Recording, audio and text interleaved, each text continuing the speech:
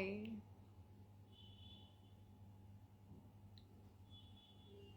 So, guys, you can ask me anything related to Rajkundra matter, related to my case, और जो भी अभी हुआ है कुछ दिनों में, आप मुझसे कुछ भी पूछ सकते हैं।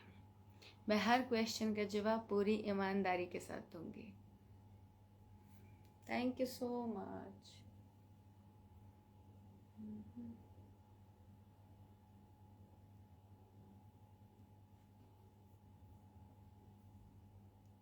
अच्छा, thank you so much.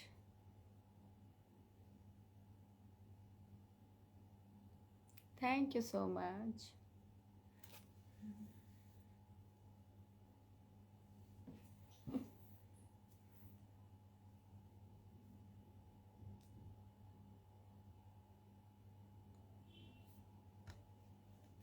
Thank you so much.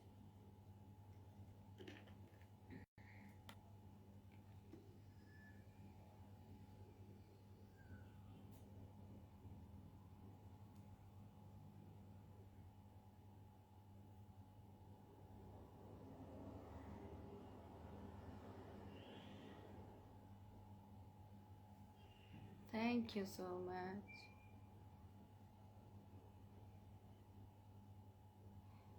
नहीं नागर, जो भी आरोप लगे हुए हैं related to porn industry remaining, I have no idea. सारे के सारे केस गलत हैं। सारे के सारे जो भी चीज़ें सामने शो की जा रही हैं सब कुछ फैब्रिकेटेड है, सब कुछ फेक है, सब कुछ गलत है। ये सारे एलिगेशंस का कोई सेंस नहीं बनता, क्योंकि जो भी फिल्में हैं वो सारी बोल्ड हैं, एडल्ट कंटेंट है, एंड इवन आप ये भी कह सकते हैं कि काफ़ी ज़्यादा एरोटिक है, बट पॉर्न नहीं है।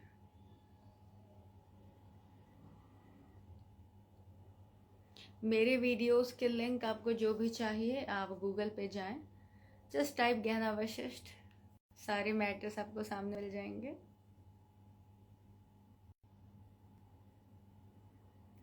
हाँ यार, मैं 5 मंथ्स तक जेल में थी। जेल से 24 जून को ही निकली हूँ, तो इस लाइफ नहीं आ पा रही थी। एग्जैक्टली लाइक गंदी बात। बिल्कुल, आप गंदी बात एक बहुत सही एग्जाम्पल है, आप उसे कंसिडर कर सकते हैं।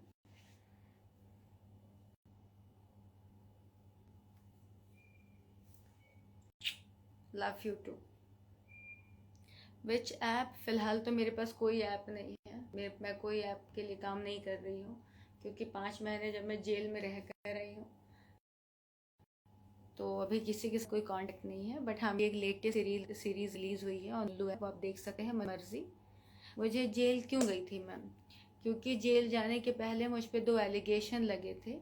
एक एलिगेशन ये लगा था कि किसी फिल्म का शूट हो रहा था मडालैंड में, और उस फिल्म के सेट पर मैं मिली थी, जो कि फेक न्यूज़ है। मुझे मेरे घर में घुस करके घर से उठा के लेके गए थे।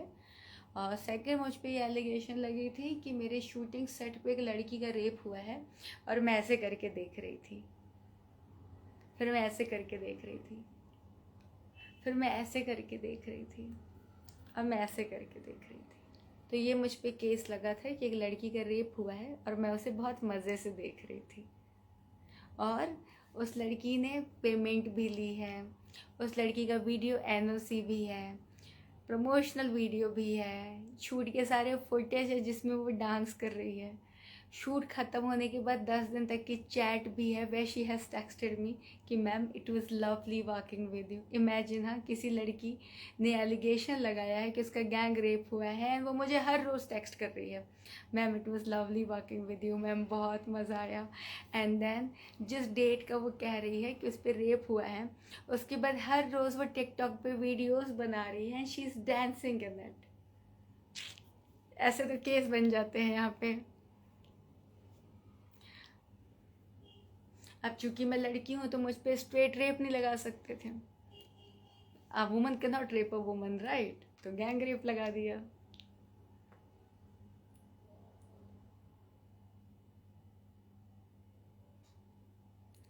हाँ, what to tell you, worst experience. Unbelievable. मैं ही जानती हूँ मैं अपनी लाइफ में मैं क्या देख कर आई हूँ।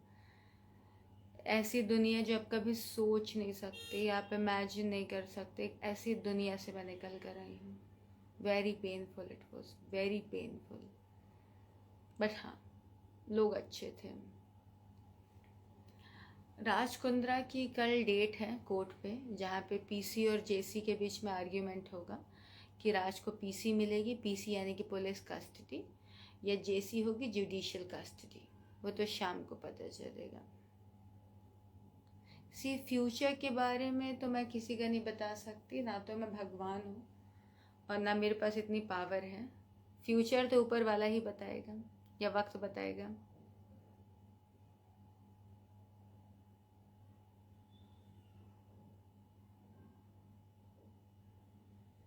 Thank you so much, thank you. मेरी आप लोगों से एक रिक्वेस्ट है, जैसे आप लोग सपोर्ट करते हैं, है ना, चाहे मेरा करते हो या किसी का भी करते हो, तो प्लीज़ जब भी आप किसी का सपोर्ट करते हैं ना, तो पब्लिक में सामने आके बोलिए। आप सामने आइए, हो सके तो आप पुलिस स्टेशन में जाइए, कोर्ट में जाइए।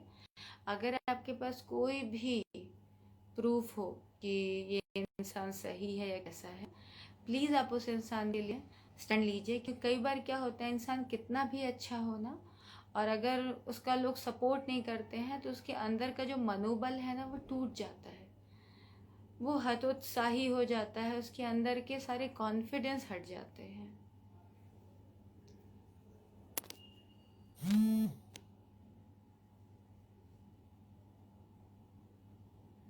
जो इवन लाइक आपको पता भी है कि वो शी हैज़ डन, सिर्फ बाहर ऐसे कमेंट पास हो जाने से ऐसा मान लेना है कि उसने एक्चुअली किया है, कैसे मान सकते? पहले प्रूफ तो हो जाने दीजिए, आई मीन प्रूफ तो हो जाने दीजिए, या तो प्रूफ ले आइए।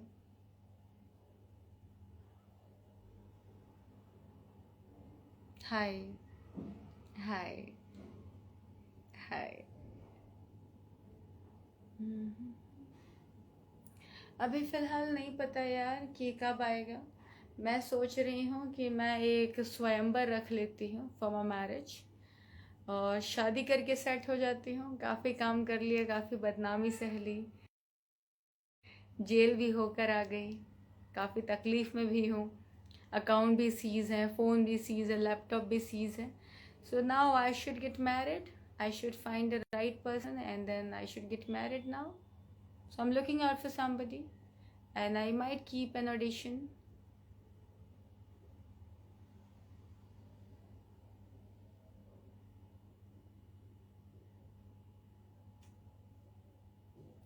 Thank you so much.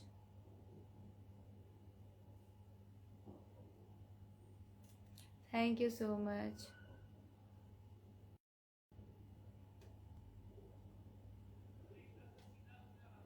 I तो don't even know her.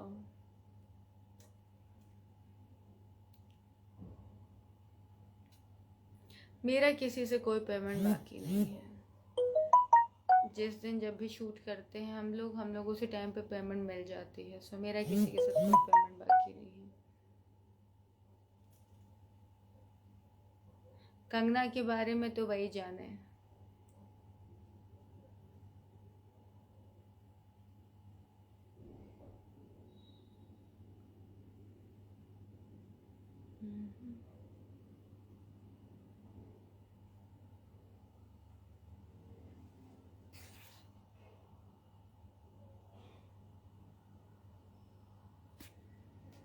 मैंने कभी किसी पायलट को डेट नहीं किया, नेवर एवर।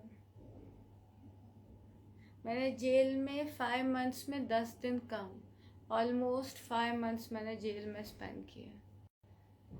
बहुत पेनफुल था। मैं अरेंज मैरिज करूँगी।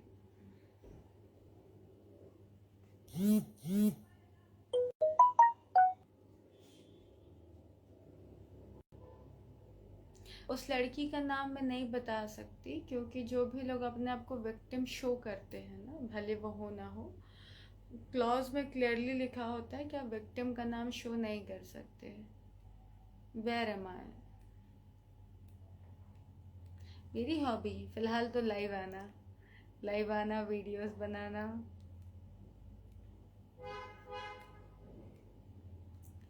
Cause there were two allegations. One that कि मैं पॉन रैकेट का शूट कर रही थी, that was the allegation, जहाँ मैं कभी नहीं थी.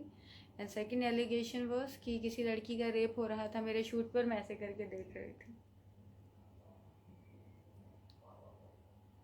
ऐसे करके. अभी फ़िलहाल नहीं पता मुझे.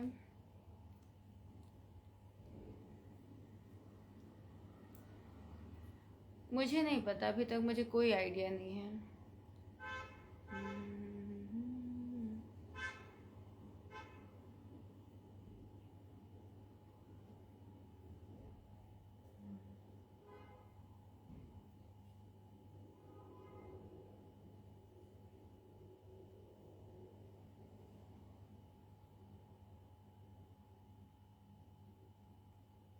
क्योंकि डीएम चेक करके कोई फ़ायदा नहीं है, इसीलिए I don't do that. Oh thank you so much. मैंने ऑलरेडी लिख दी है बाबा Saurabh. I have already written a nice book, a nice biography, सब कुछ I have already written. Not doing anything फ़िलहाल तो. I am just coming live. फ़िलहाल मेरा काम पे भी फोकस नहीं हो रहा है. पक्के से मैं कल भी लाइव आऊँगी, आज भी लाइव आई हूँ, मैं हर रोज़ लाइव आऊँगी.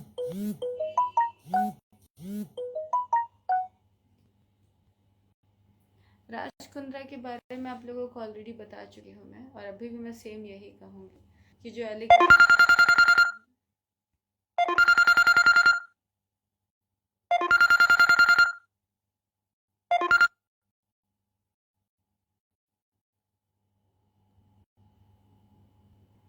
यार, it is too early to tell that कि why they are targeting us. But yeah, believe me, it was a proper trap, well planned trap, well executed. बहुत ध्यान से अच्छे से फंसाया था, क्योंकि जब उनको समझ में आ गया कि मेरे खिलाफ कोई केस नहीं बन रहा है, तो उन्होंने गैंग रेप लगा दिया. And how they have manipulated, and there were no proof. कुछ भी नहीं था. सारे फुटेज हैं जहाँ क्लियरली दिख रहा था. इवन दैट लड़की हैज सेड कि she has never been raped, but still they have made the case. तो आप समझिए कि क्या हो सकता है.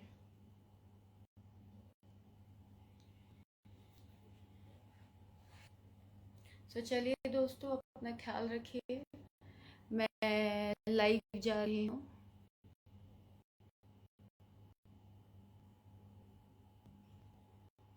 मैं लाइव जा रही हूँ फेसबुक पे. अगर आप मुझे फेसबुक पे लाइव देखना चाहते हैं तो कमेंट ज्वाइनिंग मी.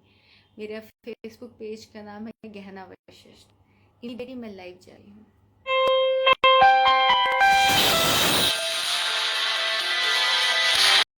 तो नाउ द क्वेश्चन इज कि लोग शिल्पा को ट्रोल कर रहे हैं, इस पर मैं क्या कहना चाहूँगी और पूरे मामले में मैं क्या कहना चाहूँगी. सो मैं यही कहना चाहूँगी कि सी दोस्तों, वो ऑलरेडी एक बहुत ही टफ टाइम से गुजर रही है. मैं समझती हूँ आप लोग कहेंगे ये उसके पति ने किया, वो उसके पति ने किया, लेकिन गाइस वो अभी तक कन्विक्टेड नहीं है.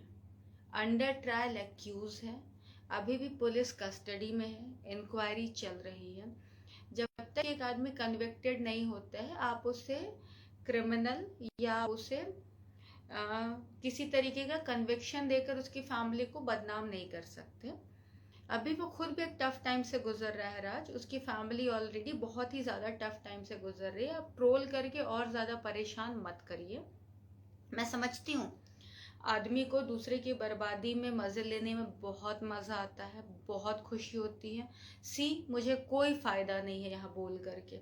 मुझे ये नहीं पता कि मुझे कल क्या प्रॉब्लम होगी क्या नहीं. बस स्टिल मैं एक आदमी के लिए सिर्फ इसलिए स्टैंड ले रही हूँ क्योंकि मुझे पता है कि जिन फिल्मों के बारे में बातें हो रही हैं वो पॉर्न फिल्म्स नहीं हैं. हर आदमी कह रहा है लिंक दे दो, लिंक दे दो, लिंक दे दो. वो इसलिए लिंक मांग रहा है क्योंकि उसे ऐसी कोई चीज़ आज तक मिली ही नहीं है हॉट शॉट्स पे जो कि पॉर्न कहलाए.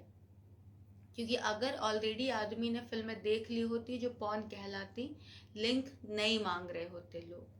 सो लोग लिंक क्यों मांग रहे हैं? क्योंकि उन्होंने आज तक ऐसी कोई फिल्म ही नहीं देखी हॉट शॉट पे या मेरी एक्ट की हुई जिसे आप पॉर्न की कैटेगरी में काउंट कर सकें। सो मेरी रिक्वेस्ट है, प्लीज़ ट्रोल ना करें, दूसरों की बर्बादी का या दूसरों के परेशानी का मज़ा ना लें। मैं नहीं कहती कि मेरे जैसे बनिए और किसी की हेल्प करिए। आप किसी के लिए सामने आकर वैसे भी हेल्प नहीं कर सकते, किसी का अच्छा नहीं कर सकते तो प्लीज़ उसका बुरा मत करिए।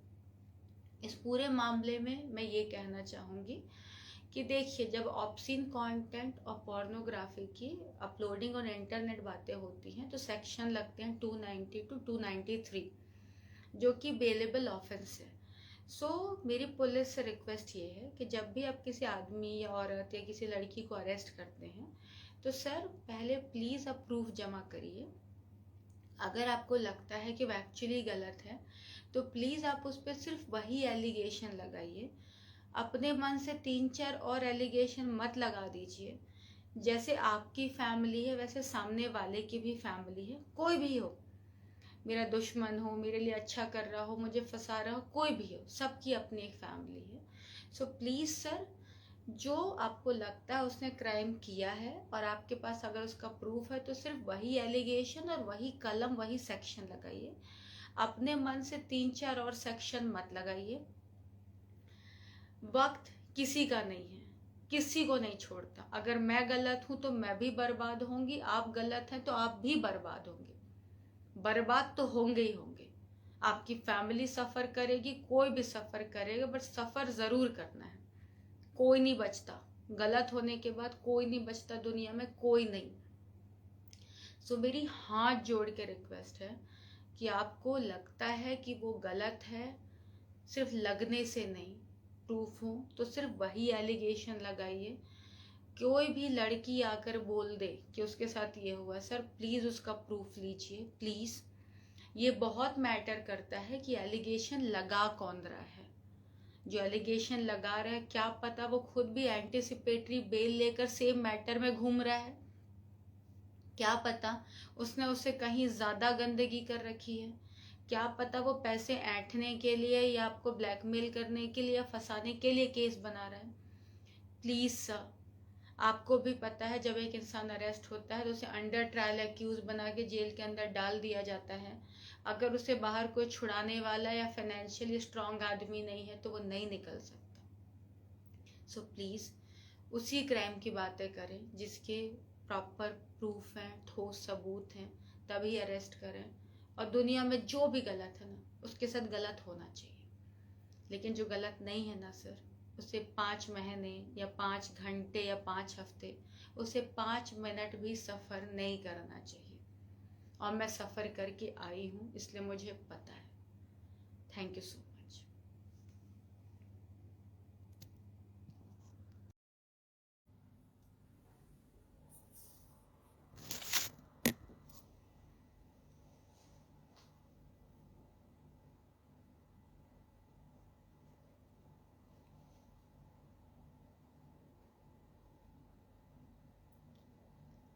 Hi guys, good evening. Sorry मैं ऐसे कपड़ों में बैठी हुई हूँ, मैं एक इवेंट में गई थी। सो मैं जैसे गई थी मैं वैसे ही लाइव आ गई, मतलब मैंने कपड़े चेंज नहीं किए। Thank you, thank you.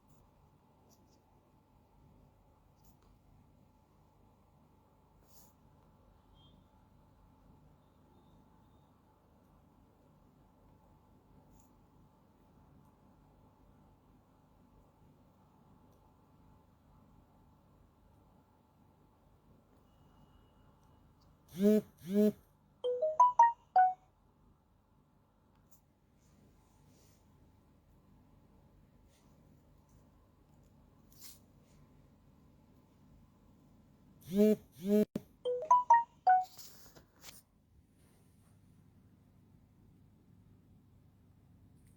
You so much.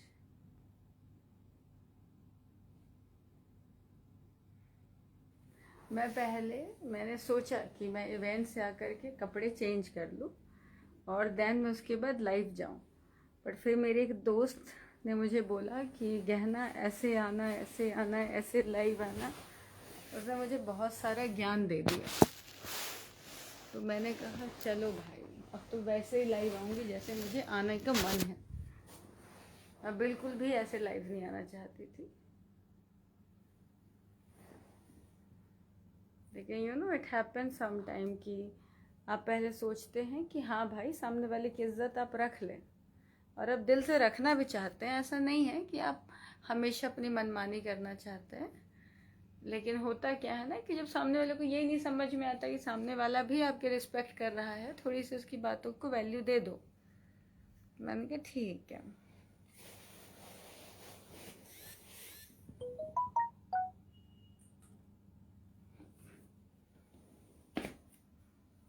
मैं ना वैसे भी धमकियों से बहुत थक गई हूँ आजकल।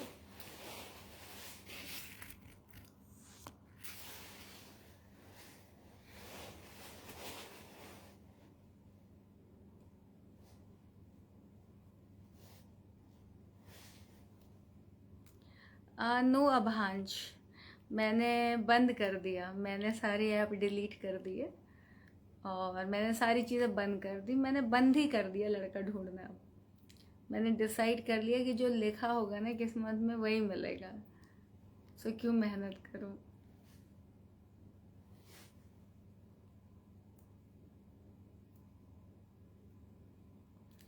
राम, मुझे तुम्हारा मैसेज मिल गया है ना, आई एम श्योर कि तुम मुझे लाइव देख रहे हो। मैं एक ही बात कहूँगी, डराना धमकाना बंद करो यार, हर रोज का हो गया है। मैं अच्छी हूँ।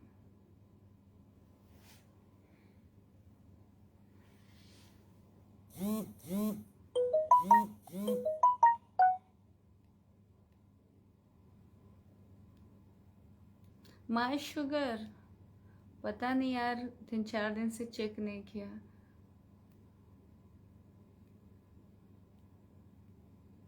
मैं देखूंगी चेक करके, और फिर अगर अच्छा रहा या बुरा रहा, जैसा भी रहा, तो स्टेटस पे अपडेट कर दूंगी। अभी चेक करूं क्या तुरंत? मशीन लेकर आऊं? हाँ पूछो ना।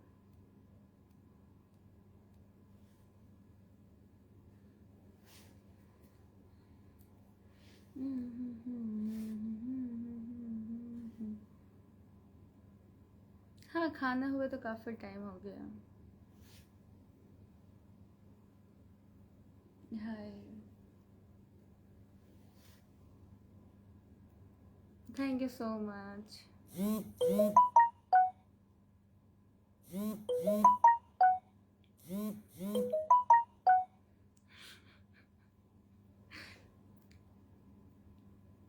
Thank you so much. Thank you Animesh. अच्छा, शुक्रिया अनिकेत, अंकित। मैं सोच रही हूँ गाना गा देती हूँ इसी आवाज़ से, जब तुमने तारीफ कर दी है तो। अच्छा दोस्तों, मुझे एक बात बताओ, जैसे आप में से सबसे ज़्यादा तो यहाँ पे लड़के हैं, अगर आपकी गर्लफ्रेंड लाइव आए तो आपको कोई प्रॉब्लम होगी क्या? अगर आपकी गर्लफ्रेंड ऐसे बकायदा ऐसे इंस्टाग्राम पे या कहीं पे लाइव आएगी तो आपको कोई इशू होगा क्या?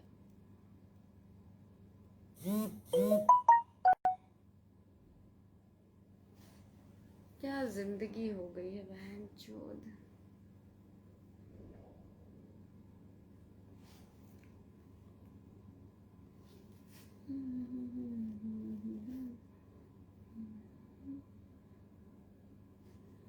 नॉट एट ऑल राइट अमूल्य, यस। इवन अगर मेरा कोई बॉयफ्रेंड होता और वो लाइव आता तो मुझे कोई इशू नहीं होता।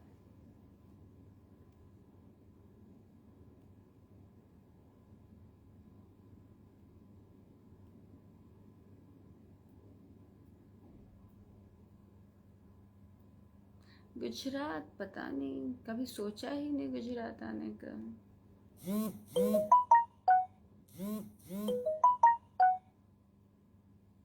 Fair enough, Ram. Do that. Right away. Do that. सही कह रहे हो, स्वैग स्वैग से करेंगे सबका।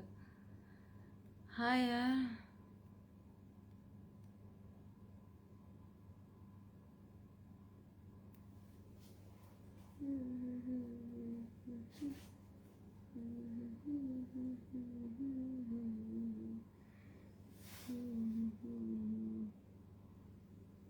तुम जो कह दो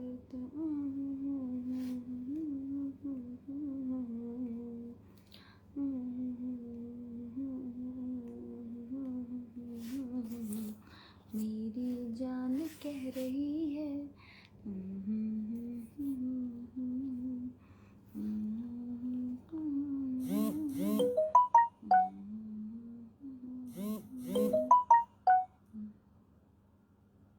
तुम दिल की धड़कन में रहते हो मेरी इन सांसों से कहते हो बाहों में आ जाओ।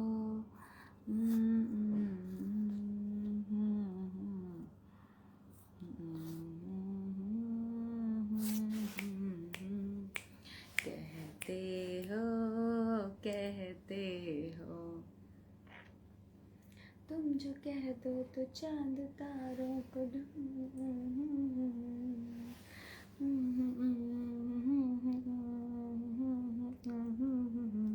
मेरी जान कह रही है तुम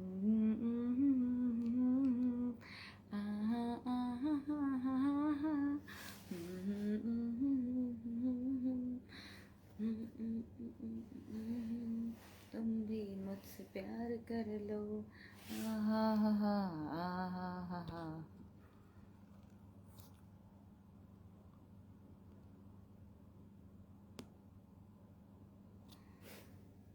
हाय, आपको मेरा रियल नेम कैसे पता? ओह थैंक यू आकाश। इन हवाओं को इन घटाओं को मोड़ लाऊंगा मैं।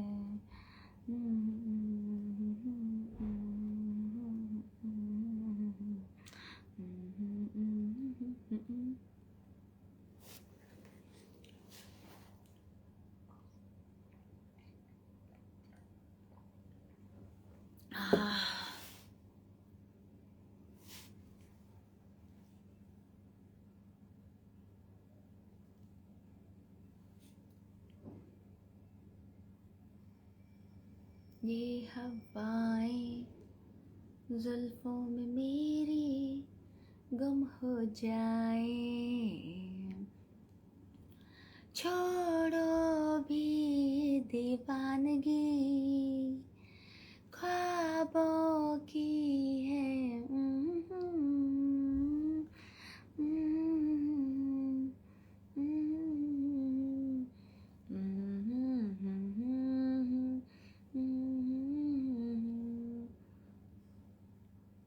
ये हवाएं जुल्फों में तेरी गुम हो जाए,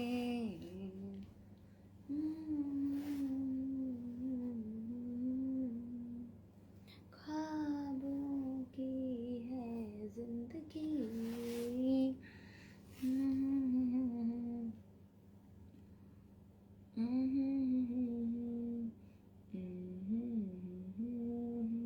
तुमको बताएं। It's okay Amulya, doesn't make any difference in my life. See, आपकी लाइफ में ना वो लोग होने बहुत ज़रूरी हैं जो आपके बारे में बुरा बोलते हैं, क्योंकि अगर वो बुरा नहीं बोलेंगे ना तो वो किक नहीं आएगी। सो चलता है सब कुछ। अच्छा, मुझे सिंगर होना था, मैं इतना अच्छा गाती हूँ, कमाल है।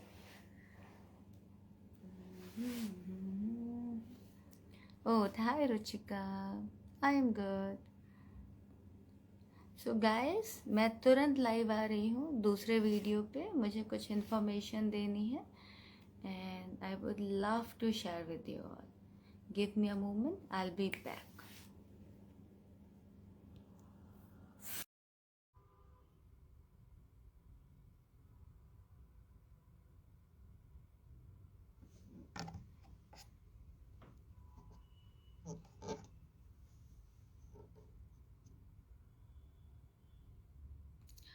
सो गाइस, अभी सुबह से मैं आंसर दे रही हूँ, मतलब कल से दे रही हूँ। मुझे बात करनी है राज कुंद्रा के मैटर पे।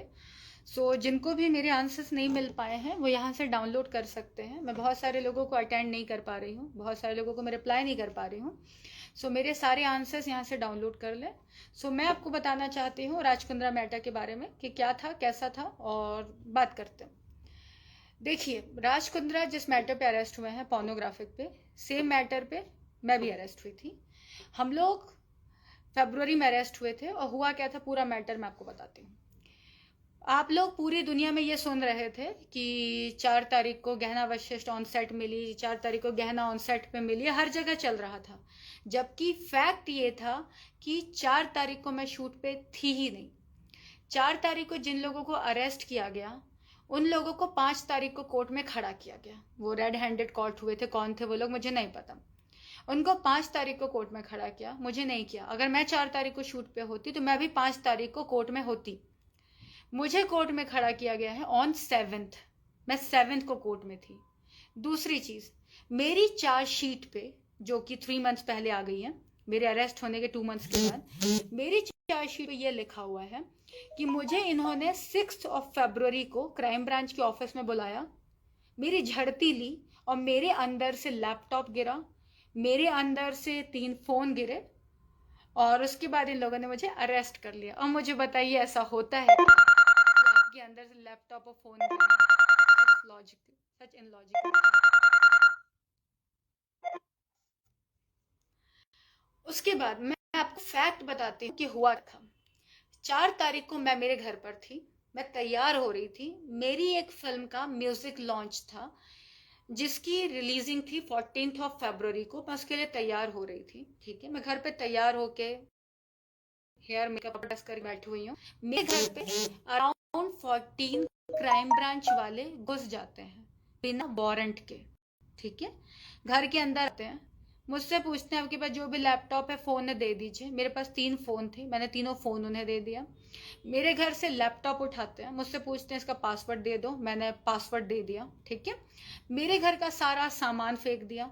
मेरे घर से काफी सारी ज्वेलरी गायब है, लेकिन चूंकि मैंने अपने आंखों से नहीं देखा तो मैं भी उस पर कुछ कह नहीं सकती। बट मेरे घर से पूरा एक बैग गायब है ज्वेलरी का, ठीक है। रात को मेरे घर में 3 पुलिस वाले सो जाते हैं। मेरे घर में, मैं अकेले रहती हूँ, मेरे घर में 3 पुलिस वाले, 2 फीमेल, फातिमा और योगिता और एक शिव, ये तीनों मेरे घर में सो जाते हैं। एंड बहुत बड़ा फ्लैट नहीं है मेरा, नॉर्मल फ्लैट है। 5 को सुबह सुबह मुझे क्राइम ब्रांच की ऑफिस लेके जाया जाता है। दिन भर वहां बैठा के रखते हैं, टाइम पास करते हैं, कुछ नहीं पूछा जाता। शाम को मुझे 41 इशू करते हैं और शाम को मुझे घर भेज देते हैं, ठीक है। मैं घर आ गई। 6 को मुझे फिर से बुलाया जाता है क्राइम ब्रांच की ऑफिस, 41 सेम इशू करते हैं। मैं दिन भर क्राइम ब्रांच के ऑफिस में होती हूँ। मैं बाहर भी जाती हूँ खाना खाने। अगर मैं गलत होती तो I would have taken anticipatory bell. मेरे पास 3 डेज थे, मैंने कोई एंटिसिपेटरी बेल नहीं ली, ठीक है। 6 को ऑल ऑफ सडन मेरे पास आते हैं, मुझसे साइन करवाते हैं पेपर। मुझसे कहते हैं आपके अगेंस्ट FIR साइन हो रहा है और कल आपको कोर्ट में खड़ा किया जाएगा। मुझे 6 की शाम को आज़ाद मैदान में जो किला कोर्ट है वहाँ ले जाया जाता है और 7 को मुझे कोर्ट में खड़ा कर दिया जाता है। मुझे कोई रिमांड एप्लीकेशन नहीं पढ़ाई जाती, मुझे कोई नहीं बताया जाता मेरे अगेंस्ट क्या सेक्शन डाला गया, कुछ नहीं बताया जाता। मुझे 7 को कोर्ट पे खड़ा कर देते हैं, मैं कोर्ट में रहती हूँ। फिर 15 को मुझसे जज पूछते हैं आपको कुछ बोलना है। अगर मैं गलत होती तो मैं ये क्यों कहती कि मेरी PC बढ़ा दो, जबकि आप सबको पता होगा JC के बाद ही बेल होती है, अगर आपको थोड़ा सा भी नॉलेज है। बट फिर भी मैंने अपनी PC बढ़ाई क्योंकि मैं चाहती थी कि मैं बात करूं, मुझसे कोई पूछे। मुझसे किसी ने कुछ नहीं पूछा, ना मुझे जवाब देने का मौका मिला, ना कुछ। उसके बाद मुझे 2 दिन और रही मैं पीसी में, क्योंकि पीसी मैक्सिमम 14 डेज की होती है। उसके बाद मुझे बायकुला जेल में भेज दिया गया जुडिशियल कस्टडी में। 17 को मैं बायकुला जेल पहुंचती हूँ। 18 की सुबह सुबह मालवानी की पुलिस आती है, मुझे अरेस्ट करती है और मुझे ले जाया जाता है। अच्छा, तब तक मुझे नहीं पता कि हुआ क्या है, क्या केस है, क्यों नहीं, कुछ नहीं, मुझे कोई एलिगेशन बताई नहीं जाती। मैं जाती हूँ, मुझे पता चलता है मुझ पर गैंग रेप लगा है, क्योंकि मैं तो जेल के अंदर थी, तो मुझे केस कैसे पता चलेगा, ना मुझे टीवी मिल रही थी ना कुछ। मैं वहां जाती हूँ और मुझे गैंग रेप गैंग रेप का केस मुझ पर लगा रखा। ठीक है, मैं वहां पहुंचती हूँ, मुझे तब तक नहीं पता कि लड़की कौन है, क्योंकि जो विक्टिम होता है विक्टिम के नाम नहीं बताए जाते हैं। मुझे नहीं पता कौन सी लड़की ने केस किया, क्या किया। फिर मैं 19 को कोर्ट में खड़ी की जाती हूँ, हॉलीडे कोर्ट में। खड़ा करने के बाद भी मुझे नहीं बताया गया कि कौन सी लड़की का केस है। मैं वहाँ पुलिस स्टेशन पहुँचती हूँ, सर प्लीज़ मुझे उस लड़की से तो मिला दो, बता तो दो कि किस लड़की ने केस किया है। फिर अगले दिन वो लड़की आती है, शी हरसेल्फ हैज एक्सेप्टेड कि उसका कोई रेप नहीं हुआ है, क्योंकि ऑन सेट कभी रेप नहीं होता है। अगर किसी का रेप होगा, अगर होगा तो या तो बंद दरवाजों के पीछे होगा या कहीं होगा, ऑन सेट नहीं होता। 3-3 कैमरे होते हैं, क्रू होता है, काफी लोग होते हैं। फिर लड़की को मैं कहती हूँ, सर एक काम कर, उसको मेडिकल के लिए भेजो अगर उसका रेप हुआ है तो। मेडिकल के लिए जैसे उसकी बात होती है, वो लड़की 2nd फ्लोर से नीचे भागती है, 2 WPC उसको उठा के ऊपर लाते हैं, फिर वो भागती है, फिर उसको उठा के लाते हैं। अच्छा, शूट कोई भी हो, मैं कभी भी किसी भी एक्टर से कभी नहीं मिलती, ना शूट के पहले ना शूट के बाद, मेरा किसी एक्टर से कोई लेना देना नहीं होता, मैं कभी नहीं मिलती किसी भी एक्टर से। तो अब इस लड़की ने कास्टिंग वाले से मेरा नंबर ले लिया था, and she has started texting me कि ma'am it was lovely working with you, loved working with you, बहुत अच्छा लगा आपके साथ काम करके, बहुत मजा है। अगर किसी लड़की का गैंग रेप होगा तो वैसे मैसेजेस करेगी। हमने पुलिस में वहां पे लड़की का पेमेंट ट्रांजेक्शन दिखाया, अगर किसी लड़की का रेप हुआ होगा तो क्या वो पेमेंट लेगी उसके लिए? कौन पैसे लेता है रेप करवाने का? अगर एक किसी लड़की का रेप होगा तो वह NOC वीडियो देगी, NOC वीडियो है, प्रमोशनल वीडियो है, सब कुछ। लेकिन ये सब कब दिखाए जाएंगे? जब केस खुलेगा। आपसे कुछ नहीं पूछा जाता, आपको उठाते हैं और जेल के अंदर डाल दिया जाता है, बस यही होता है आपके साथ। ठीक है, अब उसके बाद मुझे उठाते हैं, 8 दिन मैं पुलिस कस्टडी में होती हूँ, जहाँ मुझसे कुछ नहीं पूछा जाता और मुझे उठा के जेल में डाल दिया जाता है। 2 मंथ्स के बाद मेरी क्राइम ब्रांच वाली चार्जशीट फॉल होती है, मेरे को बेल मिल जाती है, बट स्टिल मैं जेल में हूँ गैंग रेप के लिए। मैं गैंग रेप के मैटर से जब मेरी बेल हुई, मैं बाहर निकली 2 टर्म्स ऑफ कंडीशन के साथ, उसमें है मैं बाहर निकलती हूँ, मैं पूछती हूँ कि क्या किसी की इंक्वायरी हुई थी, क्या किसी को क्वेश्चन, कुछ नहीं। चूंकि मैं लड़की हूँ, मुझ पे स्ट्रेट रेप नहीं डाला जा सकता, इसलिए मुझ पे गैंग रेप डाला गया, सिर्फ इसलिए कि मुझे फंसाया जाए। ना मैं सेट पे पाई जाती हूँ, ना मेरे खिलाफ कुछ मिलता है, बट स्टिल मुझे फंसाया जाता है, क्योंकि मुझे फंसाना है उनको। अभी राज वाला जो मैटर हुआ है, राज और हमने कुछ फिल्में की हैं, आप वो वीडियोस देख सकते हैं, प्रॉमिस नाम है फिल्म का। एक फिल्म का नाम है 1+1 और एक फिल्म का नाम made for each other. These films are available on internet. कोई भी फिल्म पॉर्न की कैटेगरी में नहीं आती। हमने कोई पॉर्न नहीं बनाया और कभी नहीं बनाया, ना मैंने, ना राज ने, उमेश ने, ना रेयान ने। हाँ, जो लोग सेट पे मिले थे, we have nothing to do with them. वो कौन थे, क्या थे, हमारा उनसे कोई लेना देना नहीं है। ठीक है, बस फंसा दिया गया। अब अगर एक फिल्म संजय लीला भंसाली बनाता है, एक फिल्म करण जौहर बनाता है, एक फिल्म अनुराग बसु, एक फिल्म अनुराग कश्यप, एक film Farha, that doesn't mean ना कि सारे लोग ही फिल्में एक जैसी बना रहे हैं। सबका अपने अपने काम है। अगर कोई और बना रहा है फिर भी हमें फंसाया जा रहा है, तो अब सोचो किस लेवल पे चीज़ों को खराब किया जा रहा होगा। हमें उठा के डाल दिया गया। फैक्ट ये है कि ना मैंने ना राज ने कोई पॉर्न फिल्म बनाई, नॉर्मल बोल्ड फिल्म से। सारी फिल्म इंटरनेट पर अवेलेबल है। ठीक है, अगर आप लोगों को लगता है, आप लोग इंटरनेट पे चेक करिए। ठीक है, सारी चीज़ें चेक करिए, क्योंकि जो भी चीज़ें बन गई हैं, जो रिलीज हो गई, वो इंटरनेट पे अवेलेबल होती है, सब मिल जाती हैं। ठीक, ये है। तो यहाँ पे किसी ने कुछ नहीं किया है। और थैंक यू सो मच। और हाँ, अगर आपने कभी कुछ भी सुना हो, वो एक अलग चीज़ है, सेट पे किसी का रेप नहीं होता है, होता ही नहीं है।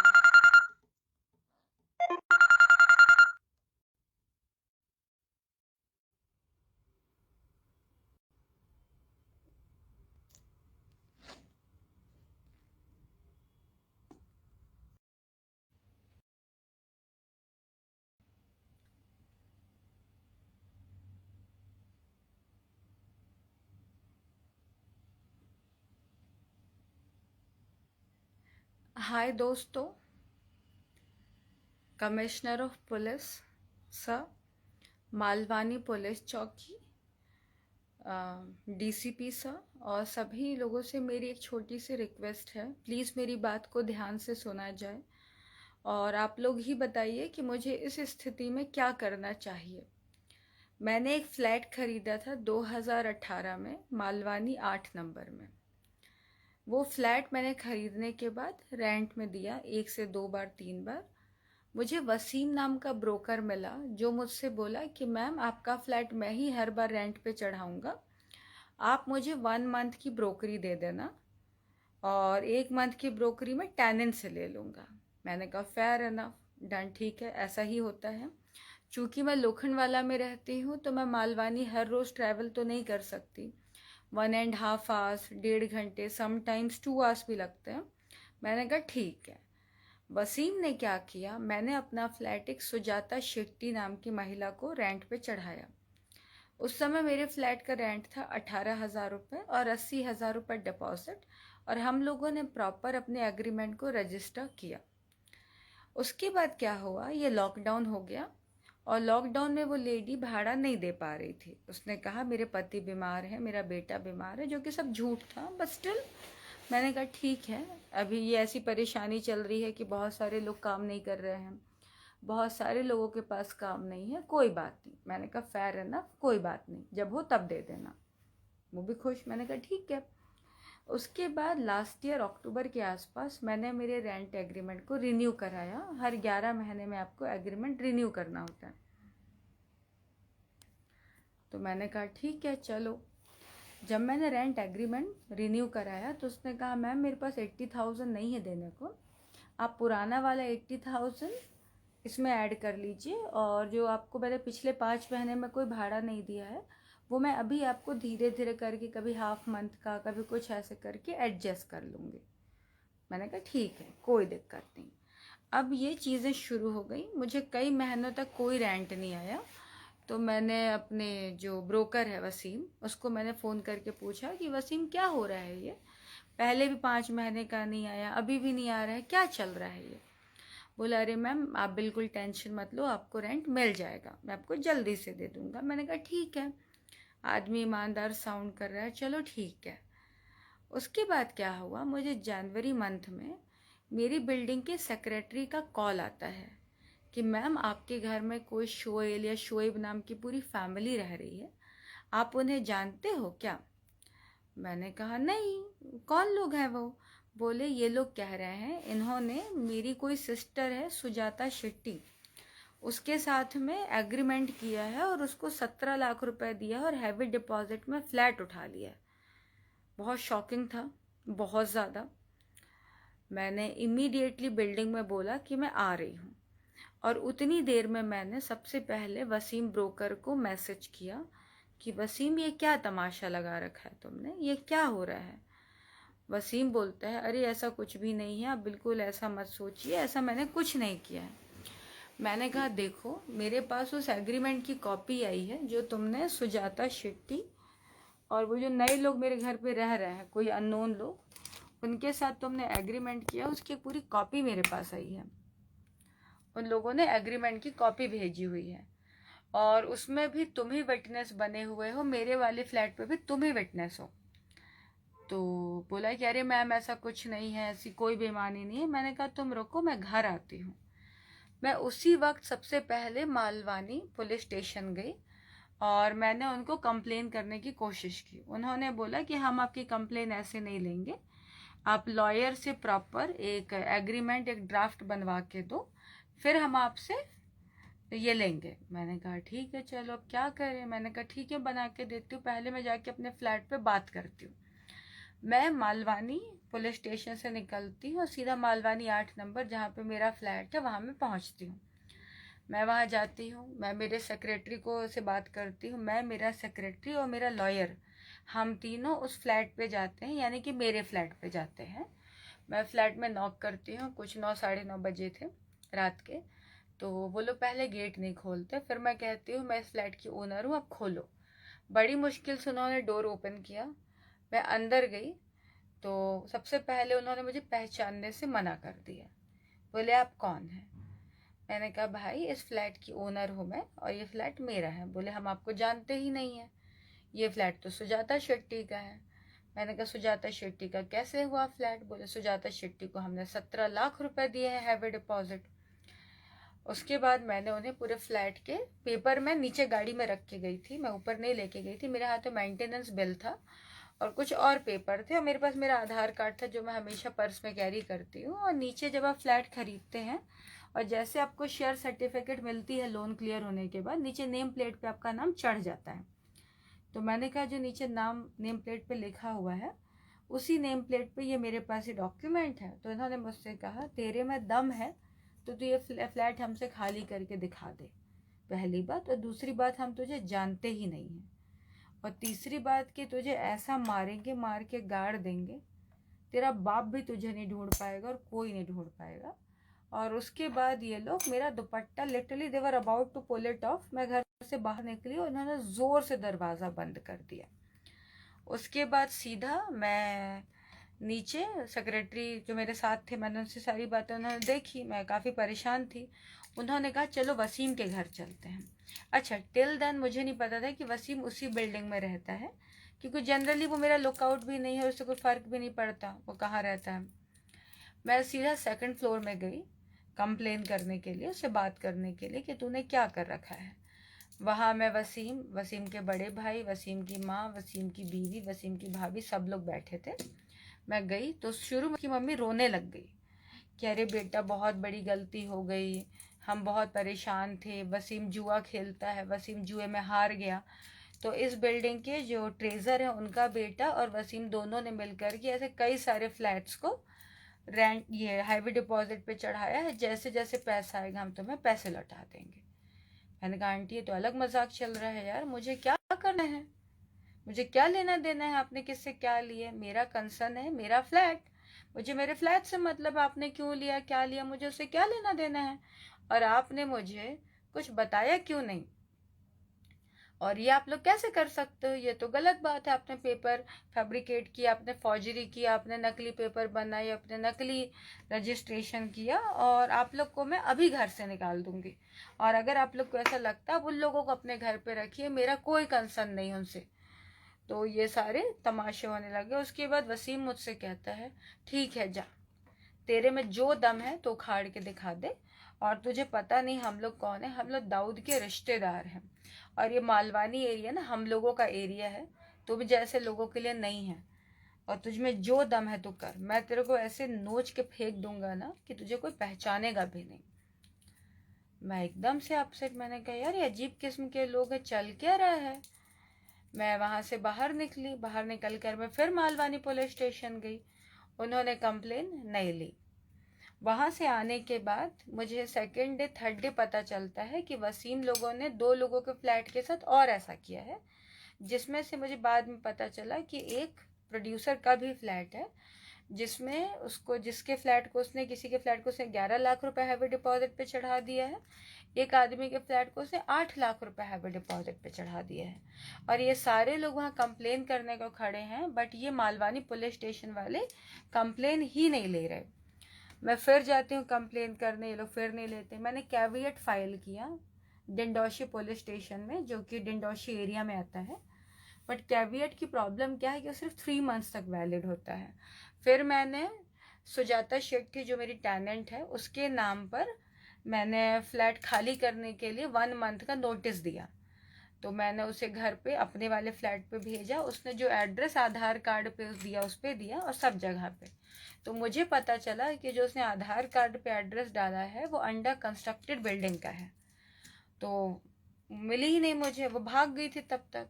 उसके बाद आपको पता है कि ये 2 मामलों में, पोर्नोग्राफी मामले में और गैंगरेप के केस पे मैं जेल चली गई। मैं जेल में थी ऑलमोस्ट 5 मंथ्स। उसके बीच में मेरा लॉयर कई बार गया कंप्लेन करने, पूरे दिन भी वो मालवानी स्टेशन में बैठा हुआ था, कंप्लेन नहीं लिया। जिन 2 लोगों का फ्लैट उसने ऐसे ही किया है, वो 2 लोग भी पिछले 6 महीने से स्ट्रगल कर रहे हैं, वो कंप्लेन उनकी नहीं ले रहे हैं। मेरे पास, मैं चूंकि ओनर हूँ तो मेरे पास मेरे घर के सारे फ्लैट के पेपर हैं, मेंटेनेंस बिल मेरे नाम पर है, बैंक से जो मैंने लोन लिया था, जो मैंने क्लियर कर दिया है, वो मेरे पास पेपर है, सब कुछ है। इसके बावजूद मालवानी पुलिस स्टेशन वाले मेरी कंप्लेन नहीं ले रहे हैं, और ना उन दोनों के ले रहे हैं जिन्होंने चढ़ाया, उनके पास भी सारे पेपर है। तो मैं आप लोगों से रिक्वेस्ट कर रही हूँ कि अगर ये हो सके तो ये सारा मैटर आप लोग प्लीज़ मालवानी पुलिस स्टेशन तक पहुँचाइए, जो हो सके। मैं आप लोगों से कोई एक्स्ट्रा, और कहते हैं ना, मैं आप लोगों से कोई गलत हेल्प नहीं मांग रही हूँ, मैं बस ये चाह रही हूँ कि मेरी रिक्वेस्ट आप लोग मालवानी पुलिस स्टेशन तक पहुँचाएँ। मुझे प्लीज़ एक कंप्लेन करनी है, मेरी कंप्लेन करने में हेल्प करिए। देखिए, एक तो मैं अरेस्ट हो गई थी, तो मेरे सारे अकाउंट फ्रीज़ हो गए हैं, मेरे मोबाइल लेके चले गए हैं, मेरा लैपटॉप लेके चले गए हैं। उसके बाद मैं काफ़ी दिनों तक हॉस्पिटल में एडमिट थी, उसके लिए भी मैंने पैसे किसी से उधारी लेकर पे किए। मैं आप लोगों से कोई फाइनेंशियल हेल्प नहीं मांग रही, मैं आप लोगों से कोई हेल्प नहीं मांग रही। मैं बस ये चाह रही हूँ कि जितनी हो सके प्लीज़ मालवानी पुलिस स्टेशन में मेरी हेल्प कर दीजिए। मुझे पुलिस कंप्लेन करवानी है और मुझे मेरा घर वापस दिला दीजिए। मुझे इसके अलावा कोई उम्मीद नहीं है, मैं आप लोगों से और कुछ भी नहीं मांग रही हूँ।